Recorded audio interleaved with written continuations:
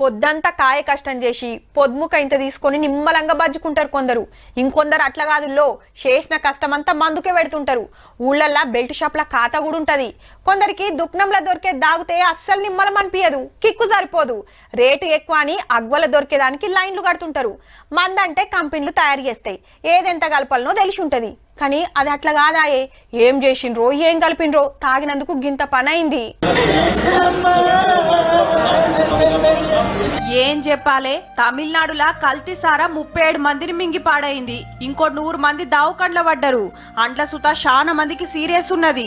ఓ జిల్లాల సారా దాగినోళ్ళంతా కింద మీద వేస్తుంటే దావుకనకు తీసుకుపోయినా కొందరి పానాలు దక్కలే. ముచ్చట తెలిసి సీఎం స్టాలిన్ సారు సీరియస్ అయిండు. డ్యూటీలా లాపరవ చేసిన కలెక్టర్ ను ఎస్పీని సస్పెండ్ చేసి రిటైర్డ్ జడ్జి తోటి ఎంక్వైరీ చేపిస్తుండు. కల్తీ సార్ అమ్మిన 4గురిని అరెస్ట్ చేసిండ్రు ఆల్రెడీ. కాలం చేసిన ఇంటోళ్ల కుటుంబానికి 10 లక్షలు, దావకండ్లు ఉన్నోళ్లకు 50,000 సాయం చేస్తున్నారు సర్కార్ తరపున. తమిళనాడులా మందు దుకాణాలు గవర్నమెంటే నడిపిస్తది. ఇంకో దిక్కు సారా బట్టీలు పెట్టి మందిపానాలు మింగుతున్నారు కొందరు బడవేగాళ్లు. ఈ కాంచి ఊకునే ముచ్చట లేదని సారా రాయుళ్ల సంగతి చూస్తారట. కానీ గీ పనేదో మొదల చేసుంటే ఇయాల గింత ఘోరం కాకపోవు.